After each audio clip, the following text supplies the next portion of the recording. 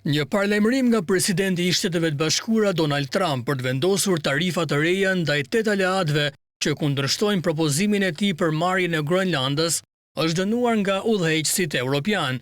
Kryeministri i Mbretërisë së Bashkuar Keir Starmer tha se ky veprim ishte krejtësisht i gabuar.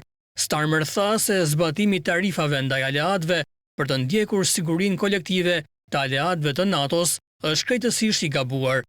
Sigurisht që do të ndjekim këtë çështje drejt për drejt me administratën amerikane, theksoi kryeministri britanik, ndërkohë presidenti francez Emmanuel Macron e quajti atë të papranueshëm. Shefja e politikës jashtme të BE-s Kaja Kallas tha se Kina dhe Rusia duhet të jenë duke kaluar një ditë të mbar pas njoftimit të Trump për t'i vendosur tarifa vendeve europiane. Ato janë vendet që përfitojnë nga përçarjet midis aleatëve, shkroi ajo në rrjetin social X.